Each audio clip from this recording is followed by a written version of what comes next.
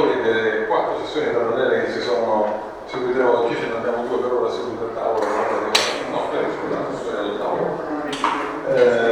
Professor Bruno Monardo per la sessione mobilità, accessibilità, non mi ricordo, e inclusione. Professoressa Blanca Regnano Ramos per la sessione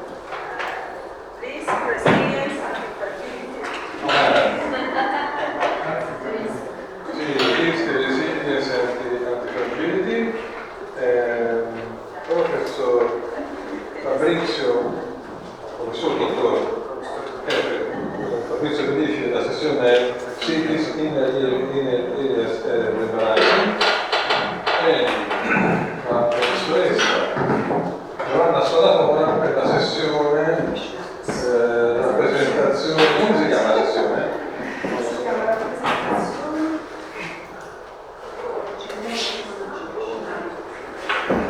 Representation and new technologies.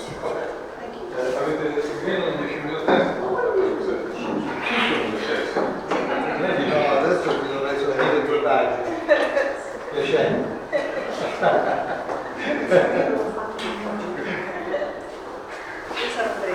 Scherzo,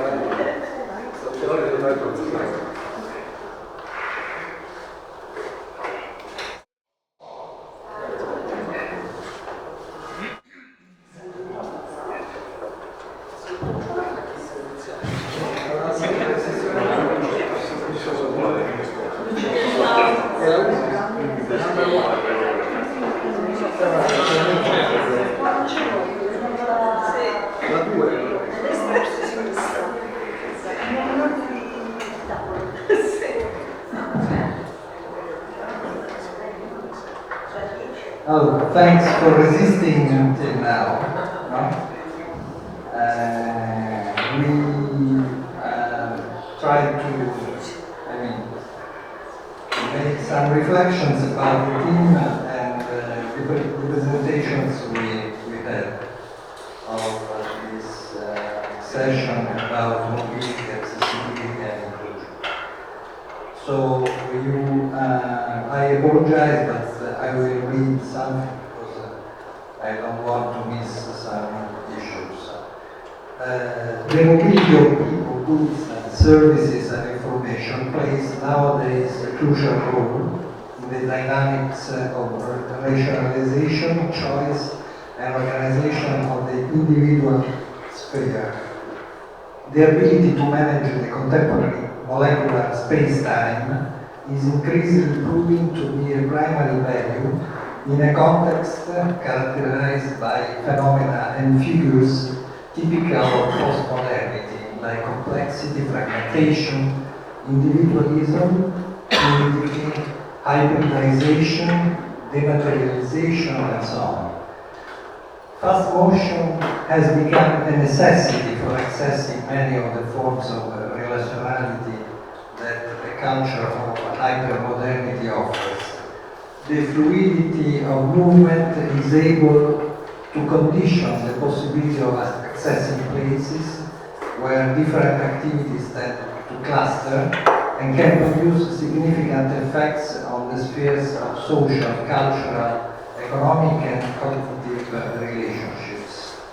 According to distinguished schools of thought, for instance, the interdisciplinary group of Réseau of Gabriel Dupuy, Jean-Marc Hoffner, or the school of Peter Hall, or scholars such as François Hacher, David Bannister, Vincent Kaufmann, Jean-Pierre Orfeuille, Marc Mill, and so on. The issue of mobility, accessibility, and relational space, due to its horizontal implications, now represents the highest stakes in urban policies.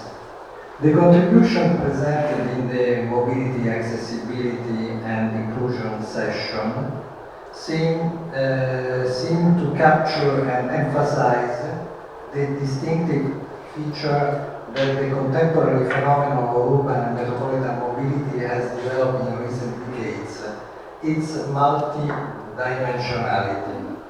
The theme of movement in the space of the city and its territory is not limited to the sectoral, technical, functional dimension, thinking of the mere movement from point A to point B, but has progressively extended its vision to the environmental, economic and social sphere, interpreting the complexity of contemporary urban reality, whose changes are becoming more and more dramatic.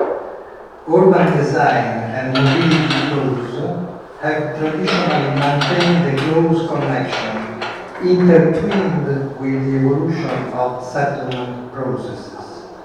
With the development of capitalistic economies and the consolidation of the principles of modern urban planning, the relationship has undergone profound changes, manifesting an almost schizophrenic condition.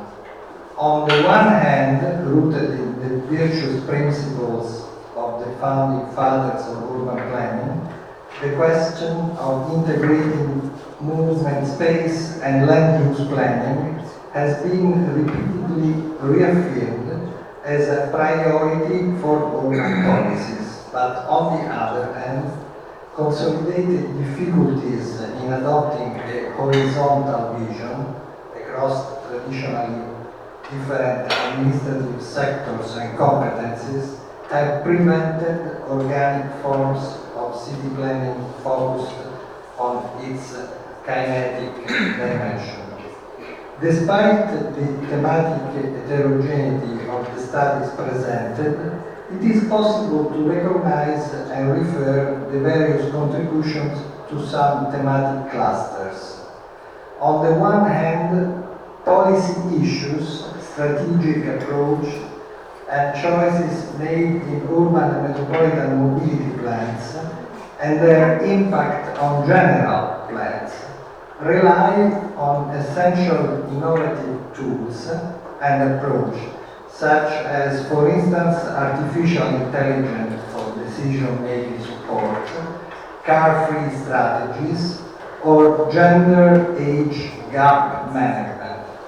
On the other hand, interesting reflections are being developed on network urban planning, the enhancement of transportation nodes and the design of hubs around station polarities, the sophistication of infrastructure assessment tools, the optimization of collective mobility performance, and the opportunity with transportation and soft mobility systems to rethink the quality of public space, both in the new city and especially in historical city centers. The session demonstrated how scientific debate and experimental practices in Europe and Latin America are moving towards the construction of diverse geographies of mobility and accessibility. Two complementary trajectories emerge: a physical dimension through mappings of road network efficiency and local public transport, and a social dimension defined by indicators of urban safety, walkability of public space, and accessibility for disadvantaged subjects. Moreover, an awareness emerged of the impossibility of replicating models tied to specific success cases. Therefore, the discussion highlighted the importance of the cultural dimension in the paradigm shift from the traditional model to inclusive and sustainable mobility. In these regards, moments of international and interdisciplinary exchange emerge as a unique source of enrichment, fostering the awareness that reliable data and public debate represent essential components in advancing the construction of a shared right to mobility. Thank you.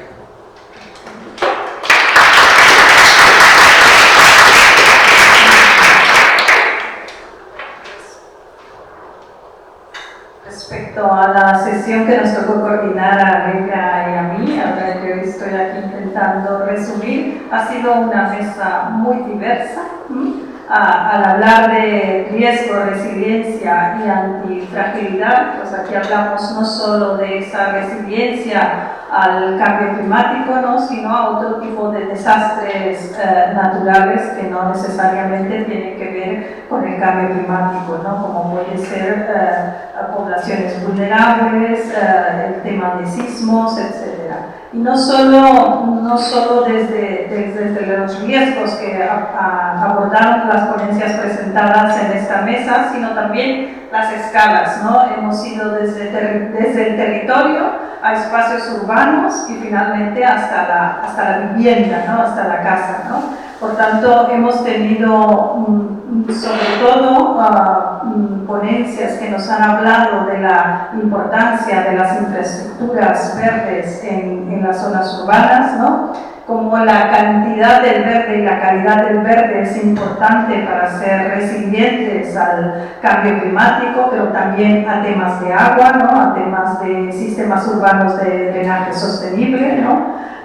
También la importancia de adaptar todas las zonas costeras o todas las experiencias en países donde han lidiado siempre con inundaciones y han abordado las inundaciones desde poner muros a abrir y volver a ese espacio natural, ¿no?, renaturalizando esos espacios del agua, ¿no?, y que siempre cuando hay eventos extremos el agua recupera esos territorios, ¿no? Por tanto, hemos visto siempre desde la academia esta preocupación por la adaptación y la mitigación, ejemplos también de temas de consumo del agua, de ese recurso que es escaso, ¿no? Y por tanto la importancia en todos de monitorear, ¿no?, de entender cómo se consume, si hay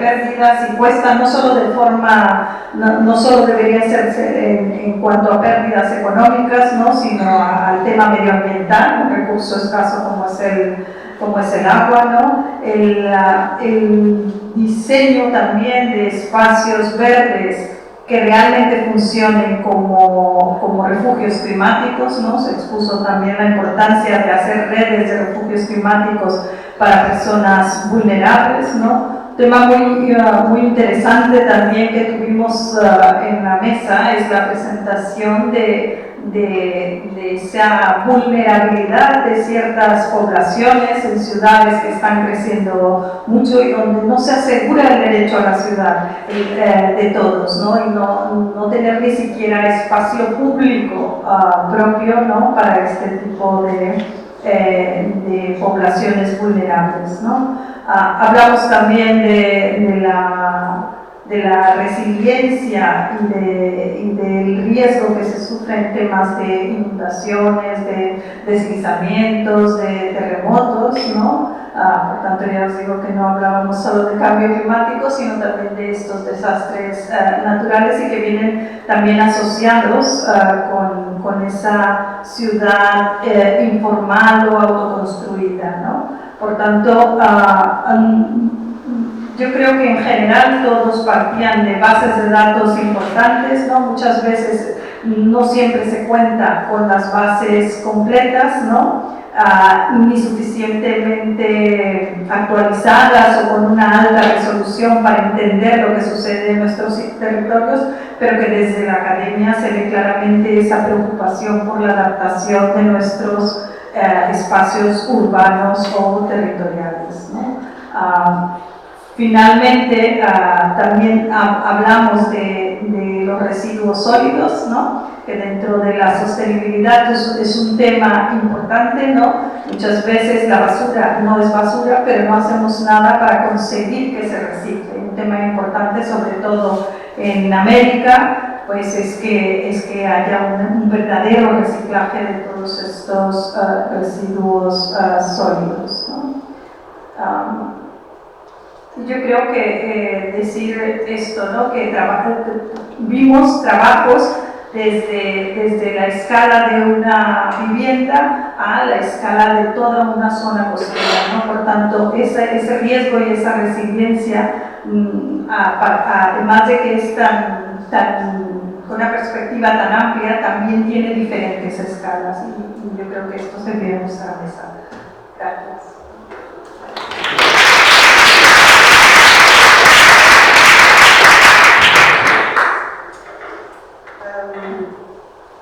En las contribuciones de la sesión sobre las representaciones y nuevas tecnologías,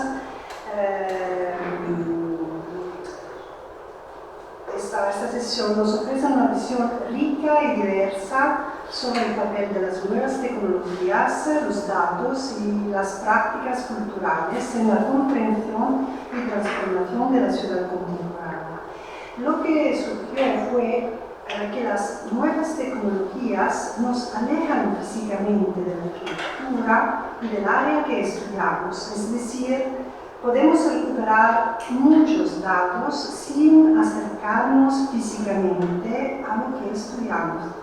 Pero en el debate también surgió la importancia del conocimiento del pasado, la importancia de que los jóvenes seamos conscientes de que no estamos inventando nada de nuevo, sino que estamos con nuestra investigación en un flujo ininterrumpido y sin una base cultural sólida, porque las tecnologías nos permiten hacer, puede ser vacío.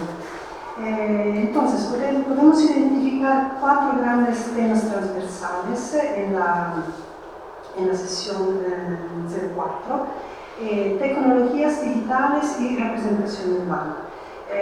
Desde los panoramas históricos y las imágenes virtuales de la ciudad hasta las aplicaciones más recientes de realidad virtual y aumentada, patrimonio y en los espacios urbanos, pasando por simulaciones sintéticas con inteligencia artificial y redes generativas adversarias, aparece un hilo común. La representación digital se está convirtiendo en una herramienta clave para comprender, interpretar y comunicar el paisaje urbano, pero siempre sin olvidar cuánto es fundamental la conoscenza de la historia del pasado. Otro tema es la música, la cultura, el patrimonio como motores urbanos. El caso de Medellín demuestra cómo la música puede ser un motor de transformación urbana, capaz de activar economías creativas y generar nuevas identidades territoriales. De manera similar, la reflexión sobre la hibridación gráfica entre técnicas manuales y digitales muestra cómo la cultura y la creatividad son fundamentales para innovar los procesos de diseño y de formación arquitectónica. En la contribución de Benito Tortorella muestra cómo la catalogación semántica, los modelos BIM y los gemelos digitales pueden convertirse en herramientas de prevención y gestión del riesgo. Hemos hablado sobre la calidad de modelos BIM y las diferencias entre modelos BIM de una arquitectura antigua y modelos BIM de una arquitectura moderna que se puede implementar con más facilidad. Al mismo tiempo, en otro intervento ha evidenciado como el análisis multiescala de las islas de calor urbanas mediante Big Data y Modern Engine resulta esencial para orientar estrategias de diseño y mitigar los efectos de la crisis climática. Otro tema es datos, inteligencia artificial y complejidad urbana. En una intervención exploró el uso del Deep Learning para la extracción de nuevas edilicias en contextos históricos. Otra intervención propone modelos basados en agentes para simular procesos de densificación vertical y otros nos invita a reflexionar sobre las dimensiones geopolíticas de los datos y los recursos estratégicos. Todos estos trabajos subrayan cómo la complejidad urbana y territorial exige herramientas analíticas cada vez más sofisticadas y, sobre todo, multidisciplinares.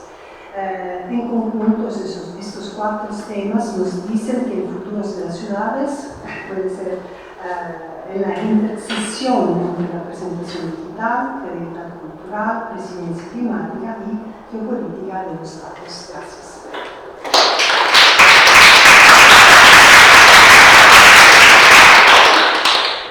Buenas tardes, yo soy mucho más rápido de mis colegas. Y en la sección paralela Ciudades, Áreas Internas y el Equilibrio han emergido dos temáticas principales que he coordinado con la profesora Irene Poli. Han emergido dos temáticas principales, la de la ciudad, la dimensión de la ciudad y la dimensión de los territorios. Los territorios muchas veces son relacionados con un conjunto de pequeños pueblos de carácter histórico, cultural y medioambiental relevante. Más que en otros periodos, estas dos temáticas son correlados. Los territorios y sus pequeños pueblos, por el potencial por su potencial de proponerse una alternativa al vivir en las grandes ciudades, y las grandes ciudades que intentan de volverse en lugares más acogedores.